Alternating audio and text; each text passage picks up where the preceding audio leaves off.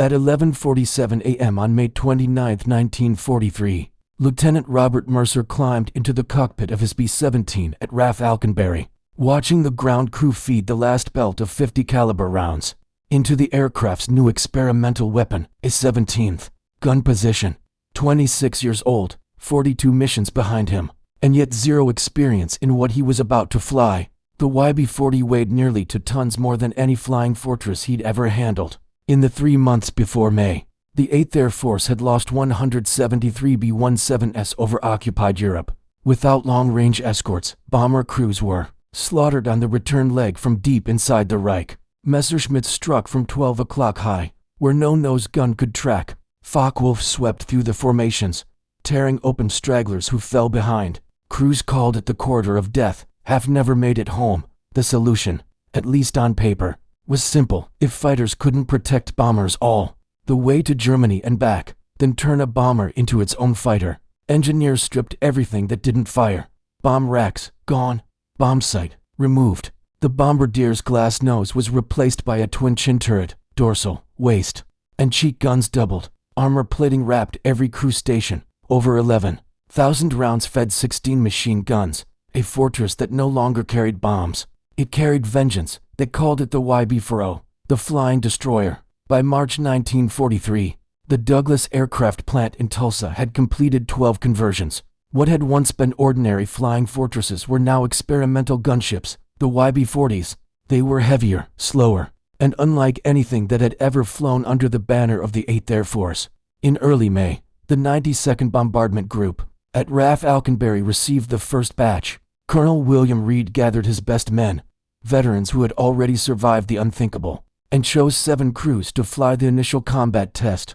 Captain James Hartwell was among them. His assigned aircraft bore the number 4 to 5738. His crew, half joking and half terrified, nicknamed it Hedgehog. The moment Hartwell saw it, he knew it was different. Everything about the YB-40 felt wrong. Too heavy, too thick with armor, too burdened by ammunition. A standard B-17 could climb to 20,000 feet in 25 minutes. Hedgehog needed nearly 50.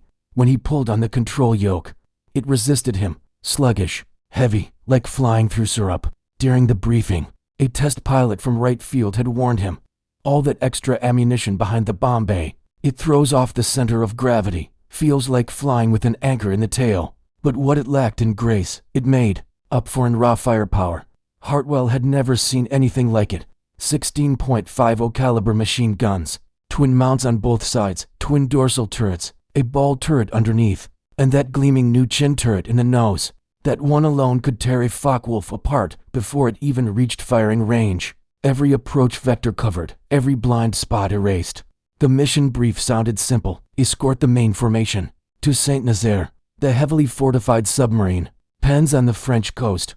7 YB-40s were to fly in the most vulnerable spots of the formation, the rear elements, the tail-end Charlies, where German fighters loved to hunt. At 1:25 p.m., Hartwell started Hedgehog's engines. The 4 Wright Cyclones rumbled to life, smoother than he expected. At 1:50, the control tower cleared them for takeoff. Hedgehog rolled down the runway, the heaviest bomber in the air that day, followed by 168 other fortresses. By 3:30, the formation crossed the French coast. Flak bursts bloomed black across the sky over Guernsey. Radio chatter erupted. German interceptors scrambling from airfields near Rennes. Inside Hedgehog, the flight engineer called out fuel numbers. "We're running hotter than briefed," he warned. The extra weight meant extra drag. The YB-40 was burning through fuel faster than anyone expected. When Saint-Nazaire appeared through the clouds, the main formation dropped its bombs and turned for home. That's when the problem revealed itself. The empty B-17s climbed faster. They accelerated. Hedgehog didn't. Hartwell pushed the throttles forward, full power, but the YB-40 could only manage 148 miles per hour. The others cruised at 160. Within minutes, the formation pulled 3 miles ahead. Technical Sergeant Paul Morrison, the flight engineer, climbed down from the top turret to check the gauges. He frowned. Cylinder head temperature on engine 3 was spiking into the red. He pulled power to cool it, and the speed dropped again to 142. They were falling behind. By the time the formation crossed the Loire River, Hartwell could see the other YB-40s, all 7, drifting back, each fighting the same losing battle. with drag and gravity. At 4:10 p.m., the radio operator, Staff Sergeant Frank Delaney, broke the tension. Contrails, 4 o'clock high, looks like 6, maybe 8, Focke-Wulfs. Jagdgeschwader 2, out of Vans. They were coming for the stragglers. Hartwell keyed the intercom. All gunners, track your sectors. The chin turret swiveled first, the twin barrels searching the horizon. The ball turret rotated beneath them. Waist gunners braced at their windows. The first German fighter dove from 5 o'clock high, range, 1,200 yards. The tail gunner opened up at 800. Red tracers stitched through the sky. The Focke-Wulf broke off and climbed away without firing. A second attack came head-on, to fighters, 11 o'clock high. The chin turret tracked the lead and fired. A 4-second burst. 50 caliber rounds hammered across the enemy's cowling. The fighter caught smoke, rolled inverted, and spiraled toward the channel. Delaney called it out. Splash 1. For 6 glorious minutes, the YB-40 performed exactly as promised. Every gun spoke. Every attack broke off. The overlapping fields of fire made Hedgehog a fortress within a fortress. A bubble of steel and lead no pilot wanted to enter. But power and drag were still physics, and physics didn't care about courage. The main formation was 6 miles. Ahead now. Then 7. Hedgehog was alone. Morrison checked fuel again. They'd burned 800 gallons more than the flight plan during climb and combat. At this rate, they had 90 minutes of fuel left and 70 minutes of flight time home. More fighters appeared, to this time. High right at 2 o'clock. They didn't break off. They'd figured it out. The YB-40 couldn't keep up. It couldn't run. They circled like sharks, waiting for the heavy bomber to slow just a little more. Hartwell pushed the throttles to the stops. Engine 3's temperature climbed back into the red. Morrison said nothing. The escort bomber that was meant to protect the others was now the most vulnerable target in the sky. At 4:43 p.m., 3 Focke-Wulfs attacked from 3 directions, high right, low left, and dead ahead. Hartwell held course. The YB-40 couldn't turn fast enough to dodge. His gunners opened fire. The chin turret spat tracers straight into the frontal attacker. The ball turret swung left. Waist guns hammered from both sides. The sky glowed with gunfire. The lead Focke-Wulf disintegrated mid-air, the pilot bailing out in smoke. But one attacker pressed through from low left. Cannon shells punched through Hedgehog's right wing. Hydraulic fluid sprayed the waist windows. The right landing gear system was gone. Morrison throttled back to save the overheating engine. The speed dropped to 140. The formation was gone. Out of sight, out of range. Hedgehog was alone over France for the next 10 minutes. Hedgehog drifted alone through the fractured sky above France. An iron whale lumbering through a sea of smoke. The radio was silent except for static. The other YB-40s were out there somewhere, but scattered, each fighting its own private war. At 4:55 p.m., the flight engineer broke the silence. Fuel down to 1,200 gallons. Morrison said quietly. Hartwell didn't answer. He knew what that meant. At current burn, they'd make the English coast with less than 50 gallons in the tanks, assuming no more combat. But war rarely offers assumptions. Bandits, 3 o'clock high. The call came from the right waist gunner, Sergeant Kincaid. He had a clear view. 3 dark specks glinting in the sun, diving fast. Focke-Wulfs again. Hartwell steadied the controls. Keep formation tight. Don't waste ammo till they're in range. The YB-40 was built for this. But even with all its guns, it wasn't built for eternity. Each gun position had its own rhythm, its own heartbeat. You could feel it through the airframe. The vibration of 16 heavy machine guns firing. In overlapping arcs, the first German burst flashed past the cockpit canopy, snapping cables in the radio compartment. Delaney ducked instinctively, glass raining over his shoulders. He returned fire with the cheek guns, tracers arching bright against the clouds. Got one. The tail gunner yelled seconds later. Smoke on number 2 engine for a moment. Morale lifted. The gunners cheered, but the celebration was brief. 2 more fighters appeared from dead astern, closing in on the heavy tail section where the armor was weakest. Morrison leaned over Hartwell's shoulder. We can't take this pounding. She's too damn slow. Hartwell didn't respond. His jaw was locked tight. Hands white on the yoke. At 5:07, the third pass came in. A coordinated attack. 2 190s from below, 1 from high left. They weren't aiming for the fuselage this time. They were targeting the engines. Explosions ripped through the left wing. Hedgehog lurched hard right, dropping 100 feet. The cabin filled with smoke and the smell of burning oil. Feather number 1, Morrison shouted. Hartwell slammed. The control, The propeller stopped spinning, frozen midair, one engine gone. They were still 30 minutes from the channel. Hartwell made the call. We can't outrun them. We hold here and fight. The YB-40 turned broadside, exposing every gun it had. It was suicide. But it worked. The overlapping fields of fire formed a wall of steel. The German fighters broke off again, unwilling to lose more aircraft over one crippled gunship. The crew sat in stunned silence. The only sound was the droning of 3 engines and the faint tick of empty shell casings rolling. Across the floor, status? Hartwell asked finally. Waste compartments fine. Kincaid replied. Ball turret jammed. Ammo low, maybe 1,500 rounds total. Hydraulics leaking, Morrison added. We'll have no brakes on landing. No one spoke after that. By 5:32, they reached the French coast near St. Malo. The channel stretched out ahead, cold, gray, endless. The fighters didn't follow. They'd done their work. Now came the quiet part. The kind of quiet only bomber crews understood. The sound of survival hanging by threads and fumes. Hartwell adjusted course northwest toward Devon. He tried not to look at the fuel gauge. The needle was sinking faster than the sun. Delaney came forward with a message sheet, his voice trembling slightly.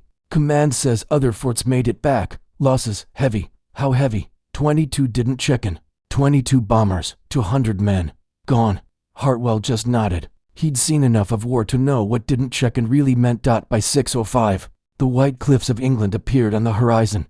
Distant, unreal, like something remembered from another life. The fuel gauge hovered near zero. Prepare for emergency landing, Hartwell ordered. The crew went silent, each man doing the mental math, distance, altitude, and luck. RAF Alconbury came into view just as the first engine sputtered. They were still 5 miles out. Morrison's face was ghost white. She's not gonna make it, Jim. Hartwell gritted his teeth. She will. He trimmed the nose down, using gravity to stretch the glide. The altimeter dropped -3,000 feet. 2,000, 1,000. The airfield was right ahead. At 500 feet. Engine took off once, then died. Propellers windmilled uselessly. They were flying a 60,000-pound rock. Brace, Hartwell shouted. The YB-40 slammed down hard on the runway. Right landing gear half collapsed from earlier damage. Metal screamed. Sparks exploded down the tarmac. The plane slid to 100 yards before stopping in a shower of dust and fuel vapor. For a few seconds, no one moved. Then the hatch burst open, and smoke poured out. The crew stumbled into the open air, coughing, shaking, half laughing and half crying. They'd made it. Barely. As the medics ran toward them, Colonel Reed arrived in a jeep. He looked at the wrecked WIB-40, then at Hartwell. How'd she fly? He asked quietly. Hartwell didn't answer right away. He turned to look at the massive bomber, her scorched wing, her twisted landing gear, the bullet holes stitched along her fuselage. She flies like a fortress, he said finally. But she fights like an anchor. Reed said nothing. He didn't have to. Both men knew what that meant. By midnight, word had spread across the base. The YB-40 could fight, but it couldn't return. The concept was brilliant in theory, fatal in execution. Over the next 2 weeks, test data confirmed what the crews already knew. When fully loaded, the YB-40 was too heavy to keep formation once the Standard bombers had dropped their payloads. Its climb rate was abysmal, its top speed inadequate, and its maneuverability almost non-existent. Wright Field sent a team of engineers to inspect the returned aircraft. They proposed lighter ammunition belts, reduced armor, and engine modifications. None of it solved the core problem. Physics. A bomber could never become a fighter, not without sacrificing what made it a bomber. By late July, the project was quietly shelved. Only 22 YB-40s ever flew in combat. Most were converted back to Standard bombers or used as training aircraft. But for the men who flew them, it was never about the numbers. It was about the idea that even in a war defined by loss, someone was willing to try something unthinkable to protect others. On his final debriefing, Captain Hartwell said just 9 words that summed up the entire experiment. We tried to build a savior out of steel. By August 1943, the YB-40 program was over. The hangars at Alconbury were silent. Rows of gun-scarred bombers parked like forgotten relics of a brief and violent experiment. The engineers packed up their charts. The mechanics moved on to Standard fortresses. Only the crews, the men who had risked their lives inside the armored beasts, still carried the echo of those missions. Captain James Hartwell signed his final report that summer afternoon. He didn't look at the form long. Just one line stood out in his own handwriting. The YB-40 can protect others, but not itself. That single sentence would travel farther than any of the bombers ever did. It would land on a desk at Wright Field, then another in Washington, and finally across the Atlantic, in the offices of the North American Aviation Company. The message was simple. The skies over Europe could not be won by courage alone. They needed a machine that could go the distance. In the same weeks the YB-40s were being scrapped, a small team of engineers in California were refining a design that had barely caught the Air Force's attention, the P-51 Mustang. It was sleek, light, and fast, everything the YB-40 wasn't. But its engine, the Allison, couldn't handle high altitudes where the bombers flew. Then, someone remembered the data from the YB-40 trials. The reports showed exactly what was killing the bombers: altitude losses, range shortfalls, engine stress. Every technical weakness in the YB-40 became a guidepost for what the next escort fighter had to overcome. The British suggested a solution: the Rolls-Royce Merlin engine. It had already proven its power in Spitfires during the Battle of Britain. Fitted into the Mustang's aerodynamic frame, it turned the aircraft into something entirely new. Where the YB-40 lumbered, the P-51 soared. Where the YB-40 suffocated under its own armor, the Mustang thrived on balance. It could fly from England to Berlin and back, escorting bombers the entire way. The dream the YB-40 tried to achieve through brute force was reborn through elegance and engineering. When the first P-51 squadrons joined the 8th Air Force in late 1943, the change was immediate and almost unbelievable. Losses plummeted. Bombers returned home. For the first time, crews began to believe they might actually finish their 25 missions. On one cold morning in January 1944, Hartwell, now reassigned as a tactical advisor, stood at the edge of the runway watching a flight of P-51s take off. The sight stirred something deep inside him. He turned to Colonel Reed, the same officer who had once inspected the crippled YB-40 after its first mission. "You see that?" Hartwell said. Reed nodded slowly. "That's what we were trying to build all along." The irony wasn't lost on either of them. The YB-40 had been a failure by every measurable standard: overweight, slow, impractical. But without its failure, no one would have truly understood what success required. The Mustang wasn't just an aircraft. It was the answer to a question the YB-40 had asked too soon. After the war, few remembered the men who flew the flying destroyers. Their missions weren't celebrated in newsreels or victory parades. There were no medals for surviving experiments yet. Decades later, aviation historians began to reevaluate that short, desperate chapter of the air war. In the official archives of the 8th Air Force Museum, a note from 1946 reads, "The YB-40 project, though operationally unsustainable, contributed critical performance data influencing escort strategy development." In simpler words, the failures of the Flying Fortress variant paved the way for victory. Hartwell himself returned home to Ohio in late 1944. He never flew combat again. When asked years later about the YB-40, he laughed softly and said, "We thought we could outgun fear. Turns out, you have to outthink it." That quote would later appear in a Smithsonian exhibit about the evolution of air escort tactics, printed beside a restored YB-40 turret assembly. For the crews who lived through it, the YB-40 was more than a weapon. It was a lesson in limits, a reminder that even the bravest engineering can't bend nature forever. Each rivet told the story of ambition, each gun barrel the story of desperation. They had tried to turn defense into offense, fear into firepower. But war doesn't reward symbolism. It rewards survival. The YB-40 proved something few were willing to admit: that victory isn't about how much steel you carry, but how far you can carry hope. The Mustang carried that hope the rest of the way, sleek, fast, fearless. By 1945, the skies over Germany belonged to the Allies. The B-17s could finally bomb in daylight and come home. The dream of air supremacy, born from failure, was finally real. Long after the fighting ended, Hartwell's surviving crew met once a year in a small diner in Dayton. They'd bring photos, worn logbooks, and a single metal plaque that read Hedgehog, the nickname of their YB-40. They'd talk about the flat clouds, the cold at 25,000 feet, and the sound of the guns, but mostly, they'd talk about how it felt to be part of something that didn't work, yet mattered anyway. One of them, Delaney, said it best in 1965, "People remember the heroes who won the war, but somebody had to be the mistake that showed them how."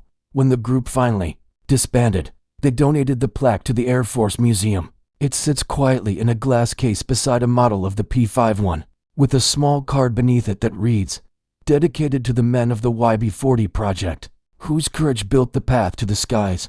The YB-40 never became the savior it was meant to be, but through its failure, it gave birth to the wings that would end the air war.